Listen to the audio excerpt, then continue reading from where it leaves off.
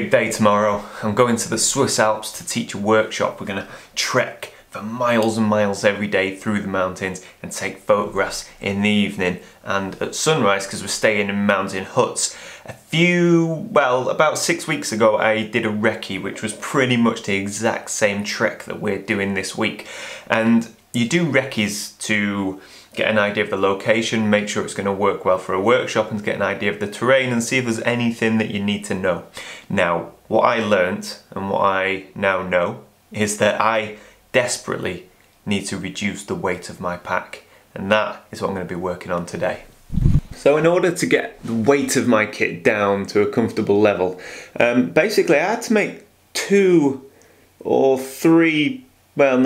big decisions, and that is camera and filters. This is my normal setup. This is my Canon 5D Mark IV with a 24 to 70mm lens and a 70 to 200 lens. Now this is what I would normally take anywhere in the world all of the time. I love this camera and it's fine, but it's very heavy, and it's heavy on a 3-day trek through the mountains. It's not, I don't consider it heavy for a day hike or any other kind of walking. It's just when you start to push 20 kilometers that you start to need to shave weight. So I have got my hands on this, a Canon M5, which is a mirrorless camera, and it's so much smaller and so much more lightweight than this 5D Mark IV. So I'm interested in testing it. Now, the thing with kind of the type of photography where you really push yourself to the limits, that's travel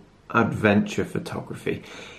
You have to make compromises, you really do. After doing my recce last month in the Alps, the weight of that bag was too much. So I need to shave weight everywhere, including myself.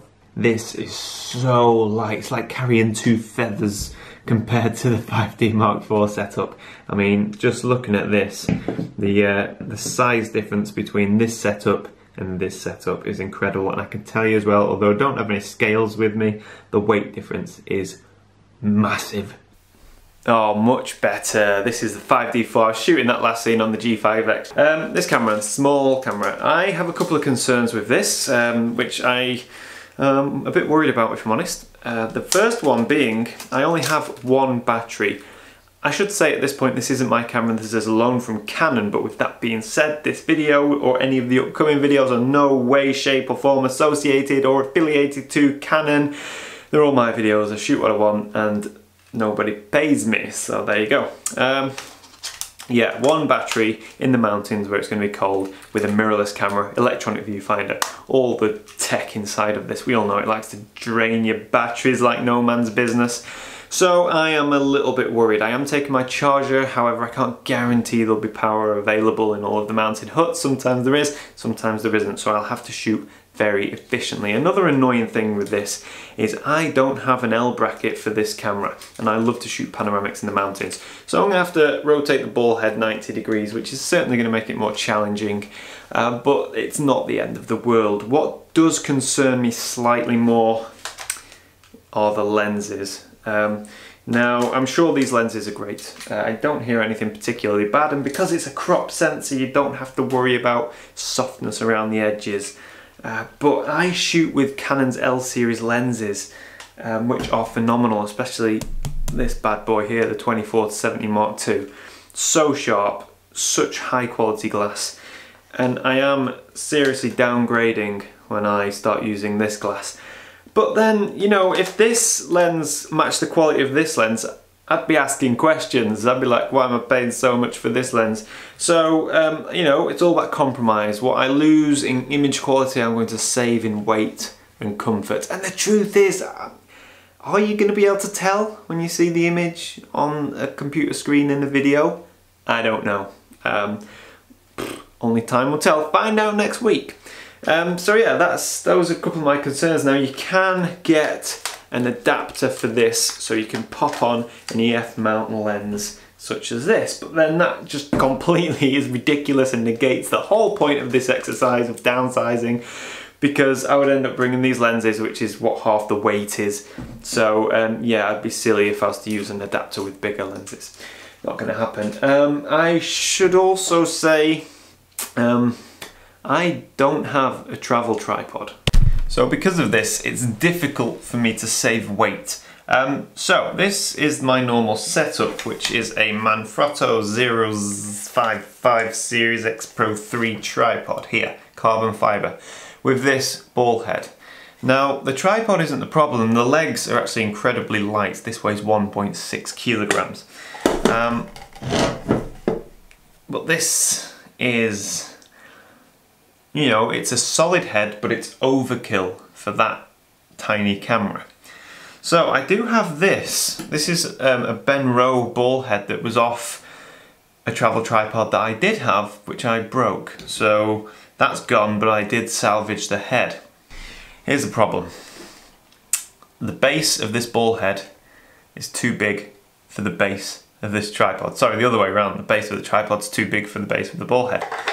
So when you stick it on, it looks a little bit stupid. It doesn't fit, it's too small, but it's not a problem. It doesn't affect the use of the tripod in any way, shape or form, and it's so much lighter than if I had this on. So that's another change I've made. I'm putting this much smaller tripod head onto the same legs that I use. And yes, I look silly, but I don't care. It still does the job. It does the job perfectly. So far, I reckon I've saved about 2 kilos. Maybe, I don't know, I haven't actually weighed it, I've got no scales, but I reckon it's a couple of kilo at least. Now with this camera I said there was no L bracket. You can get L brackets for them, but I don't have one. Now that is a compromise, but it's one I can live with. Something I couldn't compromise on is filters.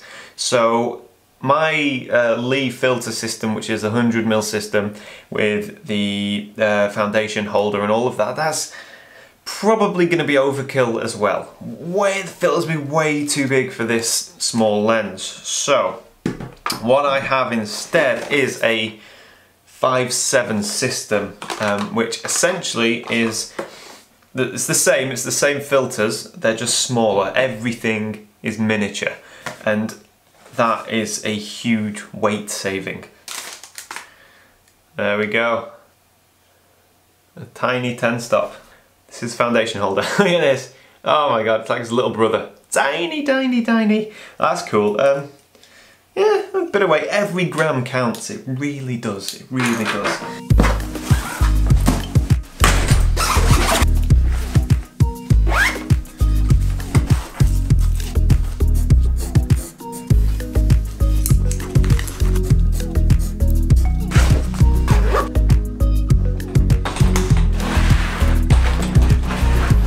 All of my camera gear and vlogging gear I've got packed in my low pro tactic, I think this is. This is purely for travel. This is just to get the gear on the aeroplane and off the other side. I travel a lot and I cannot speak highly enough of these packing cubes. I like to keep everything separate. So when you get to your hotel, you're not digging around looking for things, everything's in a packing cube. And then these just transport straight into my hiking bag.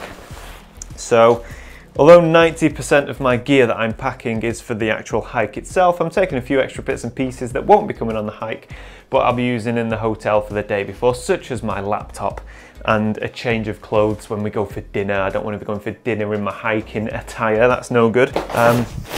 That's coming with me, that's my main hiking bag, that's going to carry all of my gear. This is a camera insert. This camera insert is from my Low Pro Rover 45, which is a hiking rucksack. It's a really good hiking rucksack, but it isn't big enough for a 3-day trek. But it comes with these camera inserts, so I've taken one of the camera inserts out of that, and it goes in here, and that will house my camera gear. Okay, right, packing cubes, a couple of t-shirts, pair of trousers, and underwear. That goes straight into my hiking rucksack.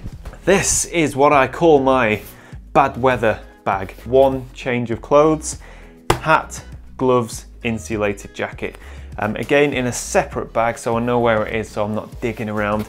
And this, yeah, this is great. So it's kind of like a double backup, because if the worst does happen and everything gets wet, you know that at least this will be dry. Jeans, shirt, underwear. This is basically when we go for dinner, so that won't be coming on the hike. Travel towel, toothbrush, deodorant, toothpaste and shower gel in here, and it all comes in this big bag. Now I don't know if you've ever been to a mountain hut or a hostel or somewhere with a shared shower system, or you know, like a campsite.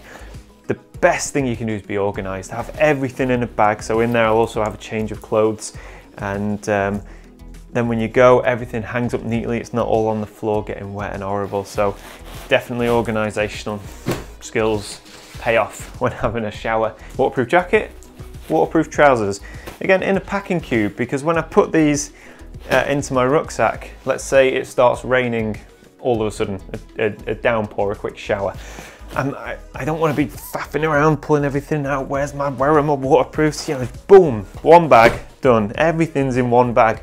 This is just chargers, that's it. Obviously all of this isn't coming with me on the hike, but it is coming with me to the hotel. The only thing in here that's coming with me on the hike is the charger for my Canon M5, because I've only got one battery. First aid kit with a whistle inside as well. Trekking poles. If you've never used trekking poles, give them a go. I think you can, I reckon I could walk an extra 50% with trekking poles versus no trekking poles, especially carrying a heavy bag.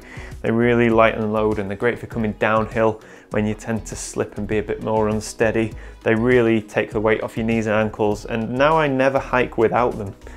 They're awesome. My water bladder, that's what I carry water in. So that's it. I'm not taking much. I really have tried to pack light, and yeah, so far I think I'm doing a good job. So that's pretty much everything done. If you can take one thing away from this video, it has to be organisation. So the list is essential, and it takes away any stress. And the everything in its own bag is very helpful when traveling, just so you can remain organised and not get in a flap when on the mountain, or anywhere else for that matter, even if it's your hotel room. So yeah, thank you so much for watching. I'm sure you haven't taken much away from this video, but if you have, that's good. Tune in like over the next week or so, because we're actually going to see videos from this trip to the Alps, and that should be interesting because I have no idea what's going to happen. So there we go. Anyway, thanks for watching. Until next time, bye for now.